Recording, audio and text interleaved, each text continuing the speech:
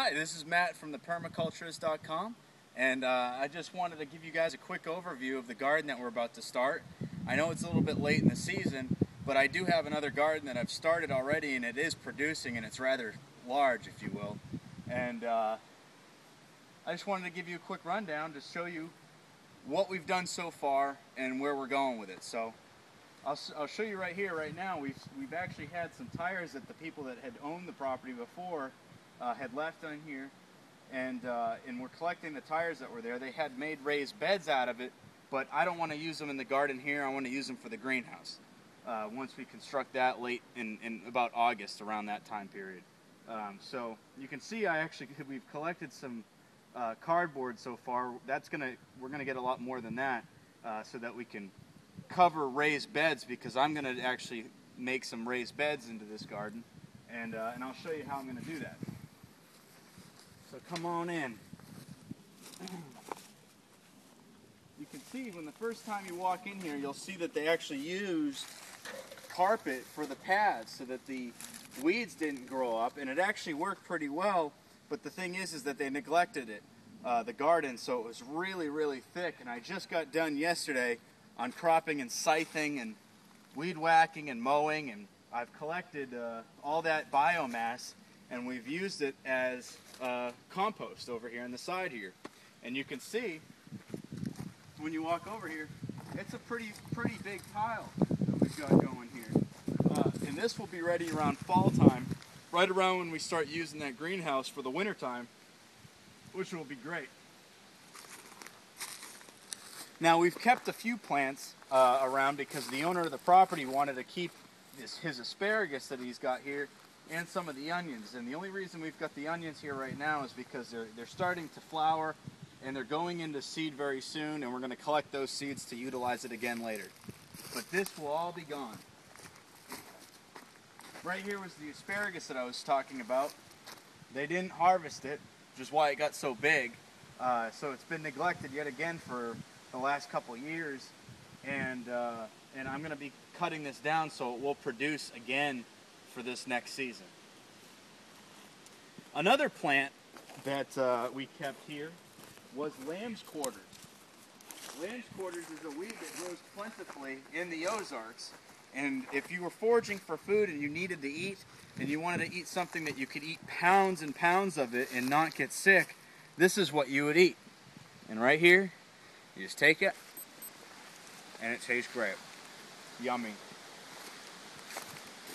Again, like I said, we want to do raised beds, because raised beds retains water a lot more, and it has a lot larger of root base, so that they can become, has a larger root base so that it will grow a bigger plant and have a bigger fruit. Pretty common basic stuff. It's just a little bit harder to do because you need to use a shovel and actually raise the beds yourself. Some people will use backhoes. I'm using a shovel. And as you look right here, if the cameraman can show you that there's a slope actually that goes right down here,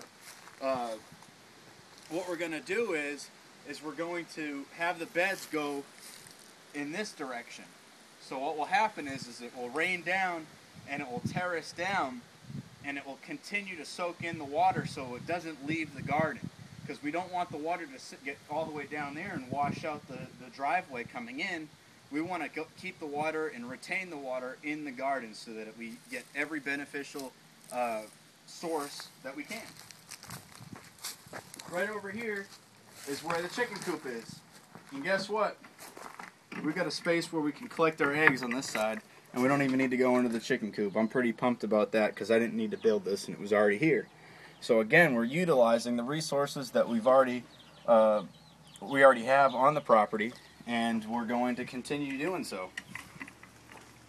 We've got 23 chicks right now.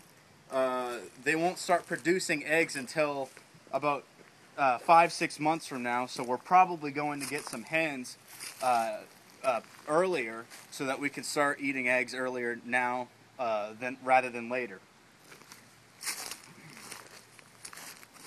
On this side, between the fence and the barn, this is where we're going to put the greenhouse.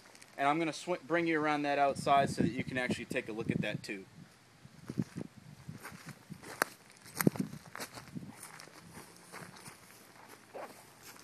water spigot centrally located, so we can water a lot easier than the other location that I have.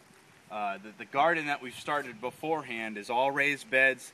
It looks beautiful. We put mulch and straw and hay on it, and we might make a video later on, and you'll actually meet the man that I helped out there too. And you'll actually get to see the fruit that we've started early on, because we started that garden back in February.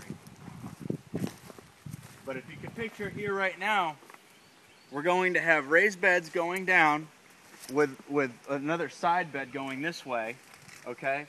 And we're going to take hay, straw, grass, and dry the grass out, and we're going to use everything that we have, anything that was green before, and use it as a mulch so it decomposes on the beds.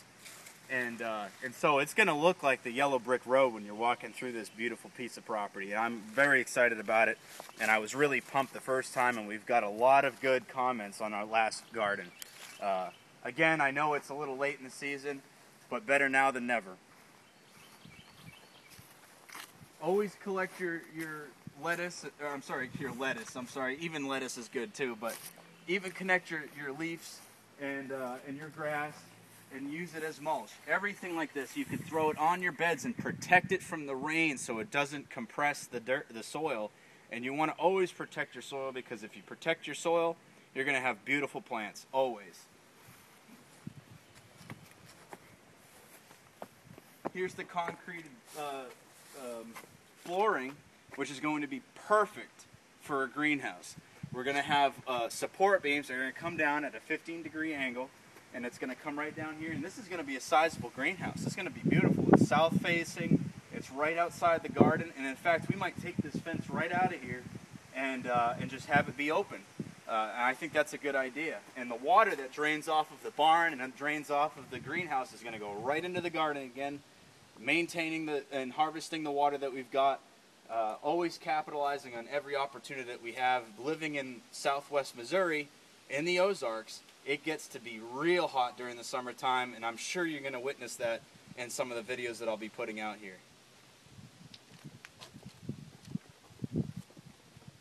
You'll be able to see the Boston boy go redneck.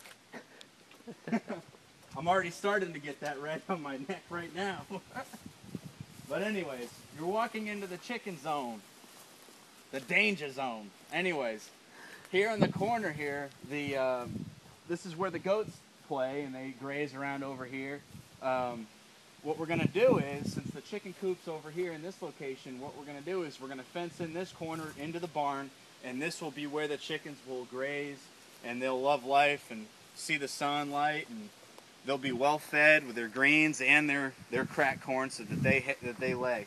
And now I'm going to show you these chicks, because I know everyone wants to see them. And I've already fed them, so unfortunately you're not going to be able to see that today. But they are loving it. There's 23 of them, and they are beautiful.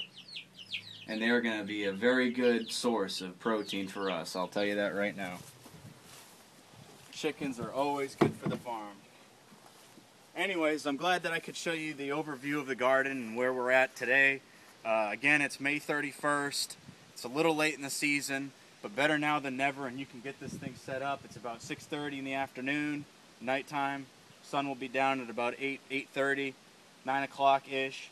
And I'm really glad that I could do this for you guys and share some information for you. And we'll come out with some more videos, and hopefully, you guys can teach me and I'll teach you some things. So thanks for listening, thepermaculturist.com, and that's under construction right now, but we're going to get that up and running. Thanks a lot. Matt again. See you later.